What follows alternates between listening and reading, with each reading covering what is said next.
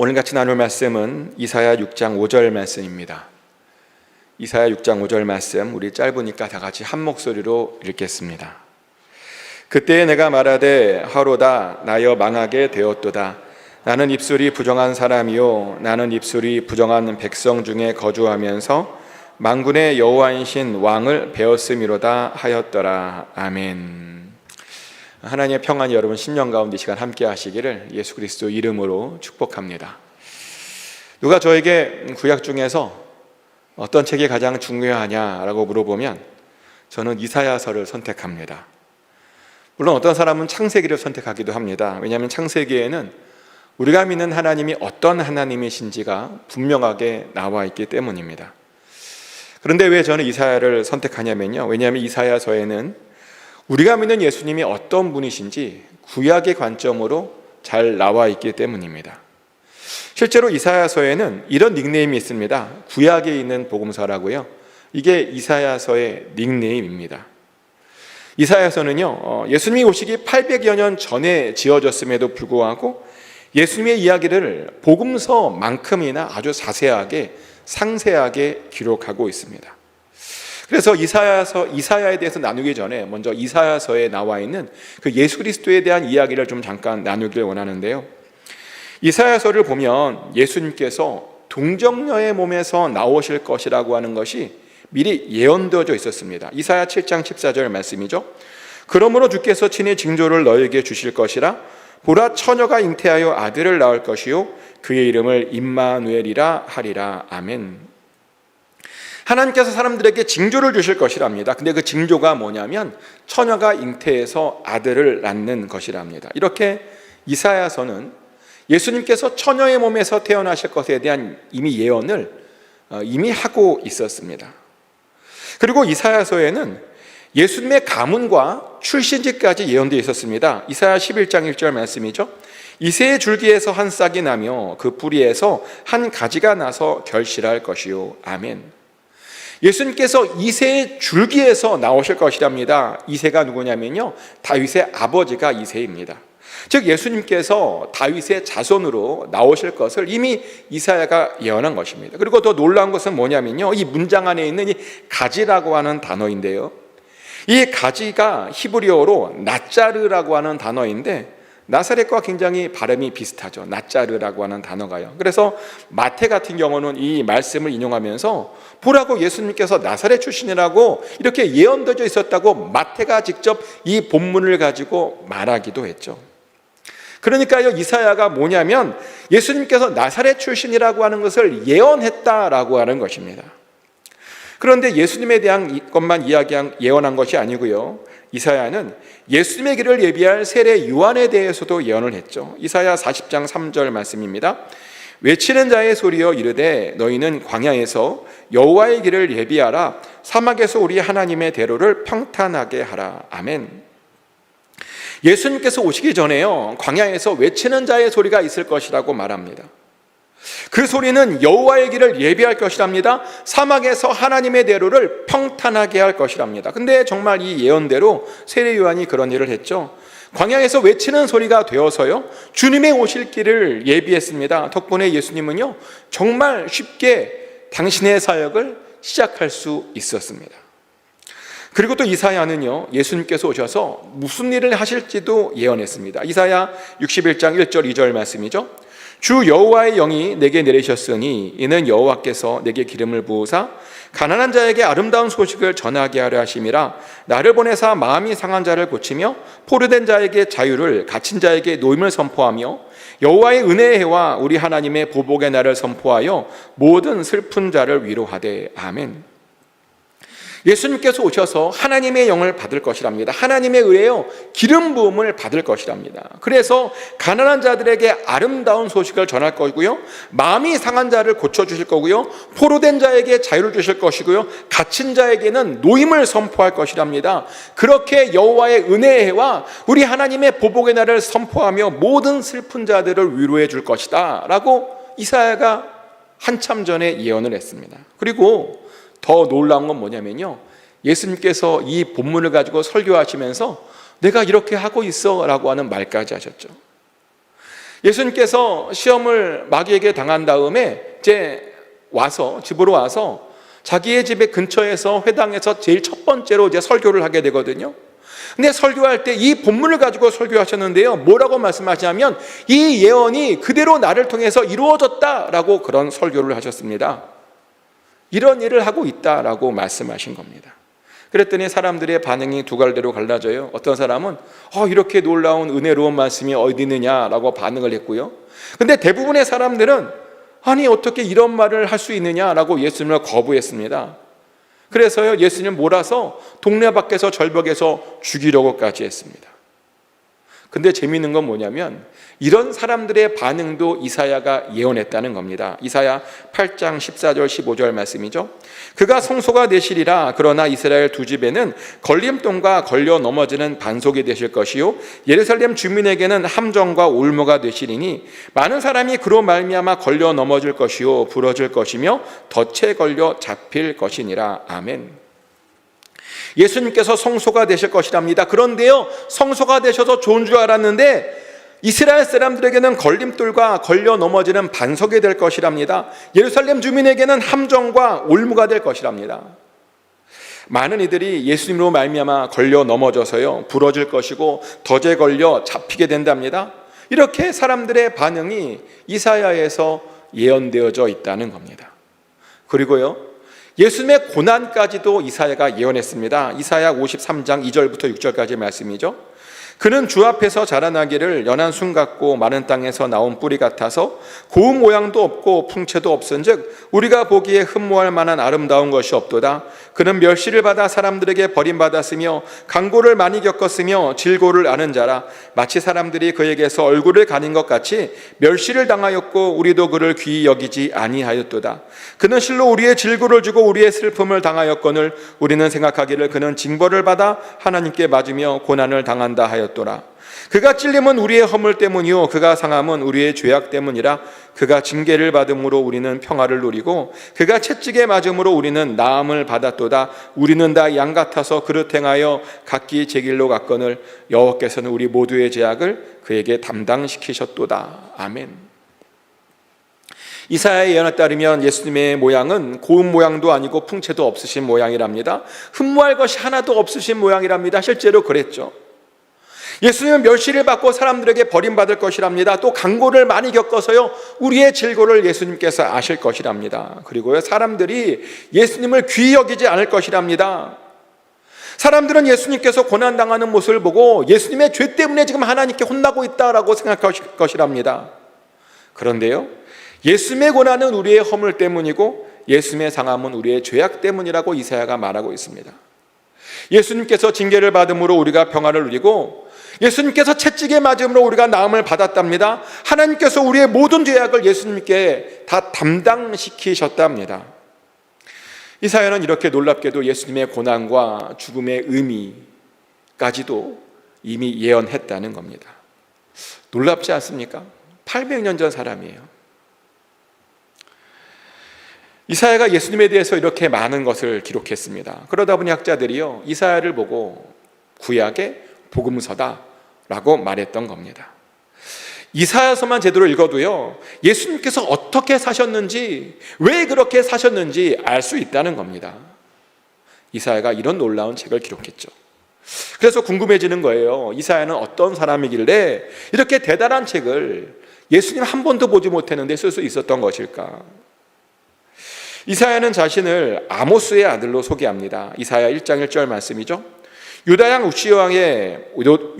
우시야와 요담과 아하스와 히스기야 시대에 아모스의 아들 이사야가 유다와 예루살렘에 관하여 본 계시라. 아멘.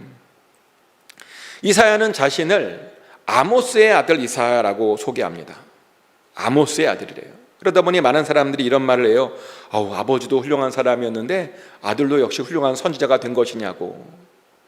왜냐하면 구약의 선지자 중에 아모스라는 선지자가 있잖아요. 아모스 아시죠? 요엘 뒤에 나오는 아모스라고 하는 것을 쓴 아모스라는 선지자가 있는데요. 근데 죄송하지만 아모스를 기록한 아모스랑 이사야의 아모스랑 다른 사람입니다. 우리가 한글 번역으로는 똑같은 이름이 됐는데 히브리어로는 완전히 다른 이름이에요. 근데 이사야의 아버지는 성경을 기록한 그런 선지자 아모스는 아니었지만 그 당시에 굉장히 높은 사람이고 사람들에게 존경받는 사람이었을 것이라고는 사람들이 생각을 합니다. 그래서 사람들이 실제로 이사야를 어떻게 예상하냐면요, 왕족 아니면 대단한 귀족이었을 것이라고 생각합니다. 왜 그렇게 추측하냐면 이사야가요 정말 궁궐을 아무런 방해 없이 아무런 제재 없이 막 왔다 갔다 거려요. 왕도요 그냥 서슴없이 만나요. 상상이 되십니까? 일개의 선지자가 왕을 막 만나게 되는 거예요? 못 만나죠. 그가 그 정도의 신분이 되니까 그렇게 만날 수 있는 겁니다. 이사야는 그래서 굉장히 높은 사람이었을 것이라고 생각합니다. 그런데 높은 사람이었는데 그가 갑자기 하나님께 부름을 받았습니다. 그리고 그 부름을 받고 이사야가 깜짝 놀라요. 얼마나 놀랐던지요, 큰일 났대요. 부름 받았는데. 언제 부름 받았냐면요, 우시야 왕이 죽던 해에 부름 받았습니다. 성전에 있는데 하나님께서 보좌에 앉으신 모습이 갑자기 보였죠. 그리고 그 주변에 스랍들이 막 있었고 그 스랍들이 하나님을 향해서 막 정스러울 수가, 막 신이 나서 막 쫓아다니고 막 돌아다니고 하나님 분명 안 계실 텐데 아니에요. 이사야는 이제 망하게 되었답니다. 자신의 입술은 부정한 사람인데 지금 하나님을 배웠으니까 나는 죽었구나 라고 말했다는 겁니다. 이렇게 이사야가 절망했어요. 그래서 그 이야기를 듣고요, 천사가 제단에서 숯불 하나를 가지고 와서 이사야의 입술을 급하게 정결하게 해주는 그런 일을 하죠. 이사야가 하도 놀래니까. 이 장면을 보고 어떤 사람은 이런 생각을 한답니다. 아유, 이사야가 얼마나 평소에 입을 더럽게 썼으면 하나님께서 보자마자 입부터 더러운 그 입을 정결하게 해주었을까. 얼마나 막 입으로 나쁜 짓 많이 하고 다녔으면 하나님 뵙자마자 그렇게 했을까. 이런 말을 해요. 근데 이사야가요 자기의 입이 정말 더러워서 그렇게 고백한 건 아닙니다. 하나님의 영광을 경험하다 보니까 자신의 더러운 것이 그냥 느껴진 겁니다. 사실 이사야는 우리보다 더 깨끗한 삶을 살았습니다. 더 정결한 삶을 살았습니다. 그래서 우리는 여기에서 하나님을 진짜 만난 사람과 하나님을 가짜로 만난 사람의 어떤 차이점을 보게 되죠. 하나님을 진짜로 만난 사람들을 보면요, 하나님의 거룩함을 깨닫고 자신의 더러움을 깨닫게 됩니다. 그런데 하나님을 가짜로 만난 사람들은 하나님을 못 만났잖아요. 자신이 얼마나 더러운지 몰라요. 이게 하나님을 만난 사람과 안 만난 사람의 차이거든요. 자신이 얼마나 더러운지, 자신이 얼마나 문제인지를 알지 못한다는 겁니다. 그래서 언제나 자기가 옳은 줄 압니다. 언제나 자기만 잘난 줄 압니다. 그래서 교만해갖고요, 맨날 사람들하고 싸우러 다녀요. 그런 사람 있잖아요. 왜 우리가 일명 싸움닭이라 그러잖아요. 싸움닭. 그런 사람 보셨어요? 이상하게 그 사람만 있으면 분위기가 항상 싸움으로 흘러가요. 못 보셨나 봐요. 좋은 분위기에서 사신 것 같아요. 그런 사람들이 있어요. 이렇게 싸움닭이 돼서 이상하게 그 사람이 만나는 모든 사람들은 다 싸워요. 근데 왜 그러느냐? 언제나 나만 옳다고 생각하기 때문인 겁니다. 아직 하나님을 만나지 못했기 때문입니다. 자신이 죄인이라고 하는 사실을 잘 알지 못하기 때문에 그런 것입니다. 근데요, 자신이 죄인이라고 하는 사실을 제대로 아는 사람들은요, 어떻게 내가 옳다고 말합니까? 어떻게 다른 사람들은 틀렸다고 말할 수 있습니까? 내 죄가 더 커 보이는데 어떻게 함부로 다른 사람들을 정죄할 수 있습니까? 그래서 하나님을 만난 사람, 자신의 죄를 깨달은 사람들은요, 정말 하나님의 은혜만 구하며 살게 됩니다. 하나님께 불쌍히 여겨달라고 그 말밖에 하지 못하게 된다는 겁니다. 근데 이사야가 그랬어요. 하나님을 정말 만났더니요, 하나님의 거룩함 앞에 죽을 것 같았습니다. 그래서 하나님 앞에 납작 엎드린 겁니다. 그랬더니 하나님께서 은혜를 베풀어 주셔서 그 죄를 사하여 주신 것입니다. 그리고 그를 그 다음부터 사용해 주시죠. 실제로 하나님께서는요, 그를 당대의 최고의 선지자로 사용해 주셨습니다. 특별히 이사야는요, 왕이 옆에서 왕이 나라를 잘 이끌 수 있도록 도움을 주는 그런 선지자로 하나님께서 사용해 주셨습니다. 굉장히 많은 왕을 만나요. 아하스 왕 때였는데요, 아람이라고 하는 나라가 에브라임과 동맹해서 남유대를 쳐들어온다는 소문이 들렸습니다. 그래서 막 아하스 왕과 백성들이 막 난리가 났습니다.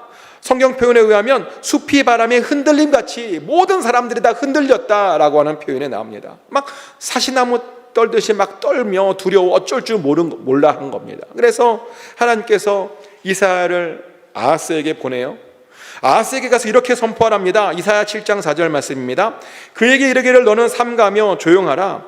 르신과 아람과 르말야의 아들이 심히 노할지라도 이들은 연기나는 두 부직갱이 그루터기에 불과하니 두려워하지 말며 낙심하지 말라. 아멘. 삼가며 조용하랍니다. 르신과 아람과 르말야 아들이 노할지라도 그들은 연기나는 구루터기에 불과하답니다. 아무것도 할 수 없다는 겁니다. 그러니 그들을 전혀 두려워하고 걱정하고 염려하지 말랍니다. 그랬더니 정말 그렇게 염려하지 않아도 될 일이 생겼습니다. 아무것도 아닌 일이 되어버렸다는 겁니다.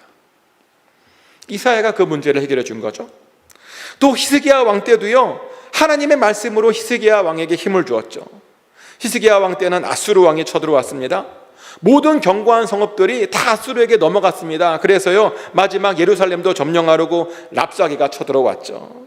근데 이 랍사게가요, 유다 말을 너무나 잘하는 겁니다. 그래서 앞에 두고 막 유다 방언으로 말도 안 되는 막 말을 하는 겁니다. 히스기야 왕을 믿지 말래요. 하나님도 믿지 말래요. 히스기야 왕도 하나님도 그들을 건져내지 못해 줄 거랍니다. 그러니 항복하랍니다. 항복하면 다 보호해 주겠답니다. 막 그런 말을 랍사게가 막 사람들 앞에서 하는 겁니다. 그 말에요, 또 한 번 예루살렘에 난리가 났어요. 히스기야 왕도 아무런 말도 못하죠. 그가 할 수 있었던 건 뭐냐면 하나님 전에 나아가는 것밖에 할 수 없었습니다. 그래서 히스기야가 그 말을 듣고요, 옷을 찢고 굵은 베옷을 입고 하나님 전에 나와서 기도하면서 신하들에게 그래요. 이사야에게 가보라고, 이사야 좀 찾아보라고. 그러자 이사야가 또 이런 말을 전해주는 거예요. 이사야 37장 6절부터 7절까지의 말씀입니다.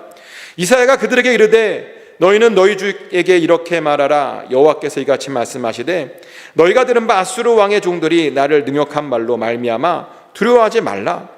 보라, 내가 영을 그의 속에 두리니 그가 소문을 듣고 그의 고국으로 돌아갈 것이며 또 내가 그를 그의 고국에서 칼에 죽게 하리라 하셨느니라 하니라. 아멘. 아수르의 왕의 종들이 하나님을 능욕하지만 전혀 두려워할 필요가 없답니다. 그리고 그 왕은 이제 고국으로 돌아갈 건데요, 그 고국으로 돌아가자마자 죽을 거래요. 그런 말을 하나님께서 하시는 거예요. 그리고 정말 그렇게 되었죠. 아수르 왕인 사네립이 그 당시 왕이었는데 정말 이사야의 예언대로 자신의 왕국으로 돌아갔거든요. 근데 돌아가자마자 그 아들이 반역해서 아들의 손에 죽게 됩니다. 근데 그것뿐만이 아니고 하나님을 모욕했던 그 군대가요, 하루아침에 사라졌습니다. 하룻밤 사이에 18만 5천 명이 예루살렘 밖에서 다 죽었다라고 성경은 이야기합니다. 이렇게 이사야가 히스기야 왕을 도와주었습니다. 그리고 또 결정적으로 히스기야 왕의 수명도 연장해 주잖아요. 히스기야 왕이 병들었습니다. 그래서 하나님께서 이사야를 보내요. 너가 이 병으로 살지 못할 거라고, 죽을 거니까 이제 유언도 남기고 좀 죽을 준비하라고. 이렇게 이사야가 히스기야에게 말을 해요. 그랬더니 히스기야가 또 기도를 합니다. 뭐라고 기도하냐면 주님 앞에 나가서 자신의 진실함과 전심으로 하나님 앞에 행했던 것을 좀 기억해 달라고 간절히 기도를 해요. 히스기야가 이사야의 말을 듣고. 그랬더니 하나님께서 히스기야의 그 기도를 들어주죠. 이사야를 또 보냅니다. 그러면 하는 말이 히스기야의 그 기도를 들었대요. 그래서 히스기야의 수명을 15년 더 연장해 주겠다라고 약속해 줍니다. 이렇게 이사야가 히스기야의 수명을 15년 더 연장까지 해 주었습니다. 이사야의 그런 경고가 아니었으면 아마 히스기야는 기도할 생각도 못했을 겁니다. 그냥 죽어도 왜 죽는지 모르고 그냥 허무하게 죽었을 겁니다. 그런데 이사야가 경고했고 히스기야가 회개했고 그것을 하나님께서 받아주었다는 겁니다. 이사야가 그 모든 것을 잘 연결시켜 주었다는 겁니다.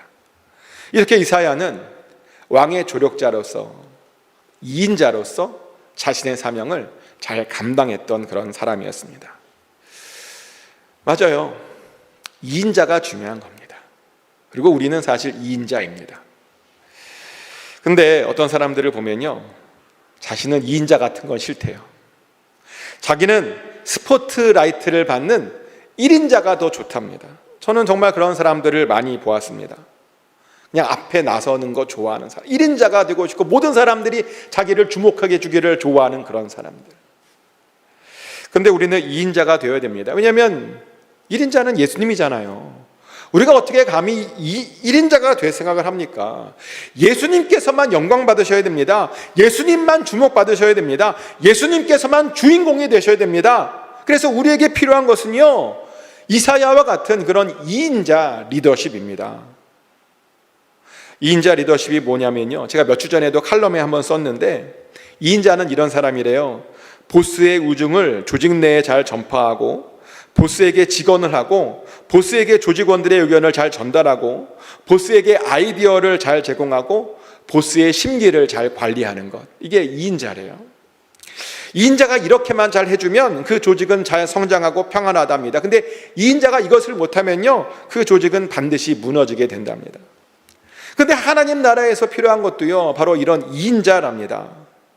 우리는 하나님의 2인자로서요, 하나님의 뜻을 이 세상에 잘 전파해야 되고요, 또 이 세상 사람들의 그런 기도, 여러 사정들을 하나님께 또 아뢰죠. 우리가 기도로 아뢰는 겁니다. 하나님께 들은 것을 전파하고 사람들의 상황과 그런 형편들을 하나님께 아뢰는 그런 중간 통로 역할을 잘 해야 되는 겁니다.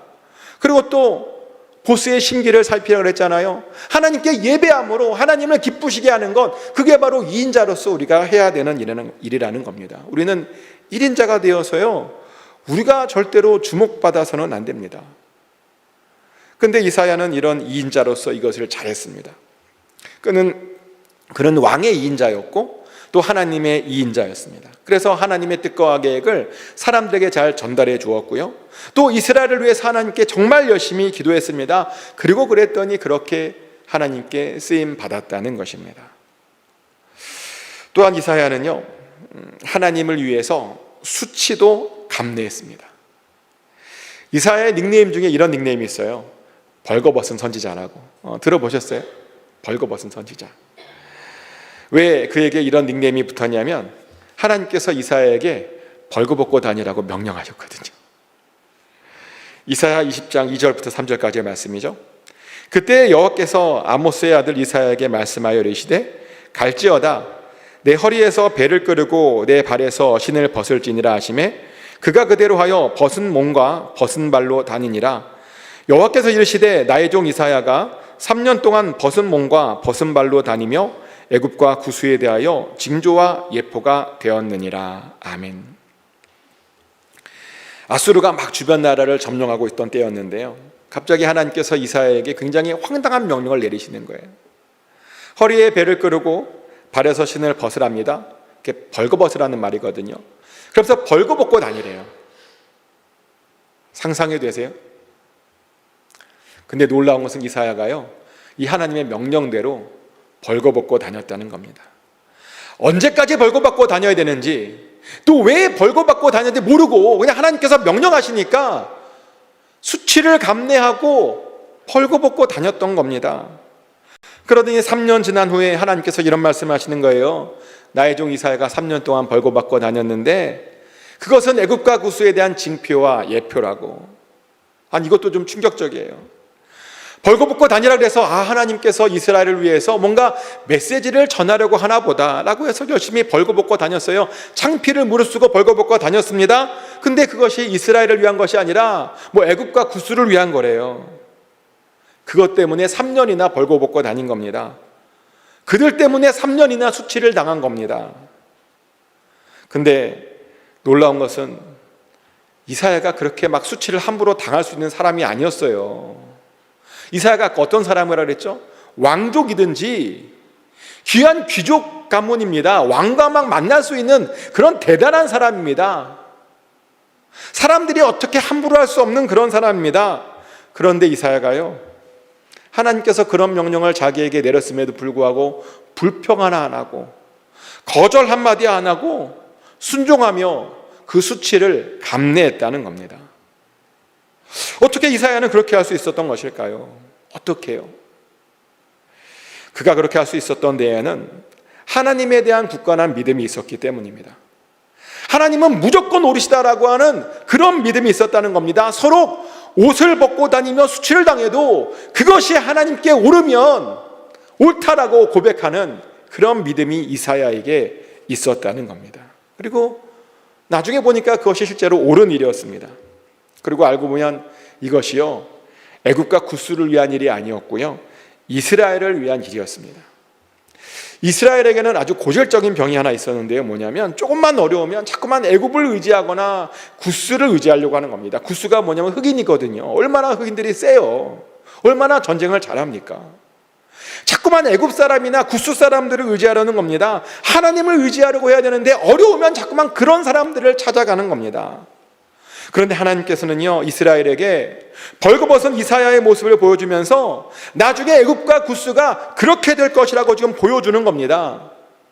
이사야가 옷을 못 입고 있는 것처럼 애굽과 구스도 그렇게 될 것이랍니다. 지금은 그들이 강해 보이지만 결국에는 그들도 아수르 왕에게 그렇게 벌거벗은 채로 끌려가게 될 것이라고 하나님께서 그렇게 보여주었던 겁니다. 그러니 절대로 애굽이나 구스를 의지하지 말랍니다. 하나님만 의지하고 하나님의 계획만 믿으랍니다. 이런 메시지를 전하기 위해서요, 이사야가 그렇게 벗고 다녔습니다. 하나님의 명령을 위해서 그 수치를 감당했던 겁니다. 그런데 우리들도 그래야 합니다. 하나님을 위해 수치당하는 것쯤 아무것도 아니라고 생각해야 됩니다. 하나님을 위해 자존심 버리는 것 아무것도 아니라고 생각해야 됩니다. 하지만 많은 사람들을 보면요, 하나님 섬기는 것보다 자기의 자존심을 챙기는 것에 진심인 사람들이 많습니다. 왜 이렇게 교회 와서도 자존심 하는지 모르겠어요. 하나님께서 명령하셨음에도 불구하고 여전히 자신은 자신에게 자신이 제일 중요하고 자신의 자존심이 제일 중요하답니다. 그런데요, 자기 자신을 더 중요하게 생각하면 절대로 예수님 따라갈 수가 없습니다. 죄송한 이야기지만 절대로 예수님 따라갈 수가 없습니다. 예수님은 우리에게 이렇게 말씀하셨습니다. 누가복음 9장 23절 말씀입니다. 또 우리에게 이르시되 아무든지 나를 따라오려거든 자기를 부인하고 날마다 제 십자가를 지고 나를 따를 것이니라. 아멘. 예수님 따라가려면요, 우리 자신을 부인해야 된대요. 우리의 자존심 이런 거 다 버려야 된다는 겁니다. 예수님을 위해 수치당하는 것쯤은 아무것도 아닌 것으로 여길 수 있어야 예수님을 진정으로 따라갈 수 있다는 겁니다. 내 자신을 버려야 여러분 따라갈 수 있다는 겁니다. 그런데 이사야가 그랬습니다. 자존심 다 버렸습니다. 왕족, 귀족 다 버렸습니다. 사람들이 자기를 이상하게 쳐다보는 것, 그것도 감당했습니다. 그랬더니 그렇게 쓰임받을 수 있었습니다. 그리고 그랬더니 그렇게 구약의 복음서라고 하는 위대한 책을 쓸 수 있었던 것입니다. 이사가 어떻게 쓰임받았는지 꼭 잘 기억하시길 축복합니다. 이제 말씀을 정리합니다. 우리는 구약의 복음서인 이사야서를 이사야가 어떻게 썼는지에 대해서 같이 나눴습니다. 그런데 그렇게 쓸 수 있었던 이유가 뭐였냐면요, 이사야는 진짜로 하나님을 만나서 자신이 죄인이라고 하는 사실을 깨달았기 때문입니다. 진짜 하나님을 만났어요. 하나님 만났기 때문에 그런 일들을 할 수 있었다는 겁니다. 또 이사야는요, 자기가 주인공이 되러 가지 않았습니다. 자신이 이인자라고 하는 사실을 깨닫고 그것을 위해서 최선을 다하며 살았습니다. 또 이사야는요, 하나님을 위해 수치당하는 것쯤은 아무것도 아니라고 생각했습니다. 하나님을 위해서 자존심 같은 거, 그런 거 별것 아니라고 생각했습니다. 자기를 부인했다는 겁니다. 그리고 그랬더니요, 그렇게 하나님 손에 붙들려서 위대하게 쓰임받을 수 있었던 것입니다. 축복하는 것은 여러분들도 이사야처럼 꼭 그렇게 사시길 축복합니다. 그래서 이사야처럼 크게 쓰임받아 나중에 하나님께 칭찬받는 저와 여러분 되시기를 아버지, 우리도 이사야처럼 하나님을 진정으로 만나 우리가 얼마나 부족한지를 깨닫고 우리의 죄도 항상 용서받고 깨끗함 받는 그런 복된 삶을 살게 하여 주시옵소서. 우리의 삶의 주인공이 예수님이 되길 원합니다. 우리가 주인공이 아니라 예수님께서 드러나야 됩니다. 예수님께서 앞서가셔야 됩니다. 예수님만 나타나야 됩니다. 우리의 삶이 이인자로서 예수님을 철저히 높이는 그런 삶을 살게 하여 주시옵소서. 또 하나님, 예수님의 말씀에 무조건 순종하게 하여 주시옵소서. 우리를 부인하게 하시고 우리의 것을 주장하기보다 예수님의 것을 주장하게 하여 주시옵소서.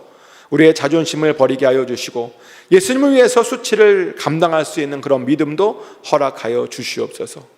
우리를 그렇게 인도하여 주실 줄 믿습니다. 그래서 우리 또한 하나님께 크게 쓰임 받게 될 줄 믿어 주시옵소서. 감사드리며 예수 그리스도 이름으로 간절히 기도드렸습니다. 아멘.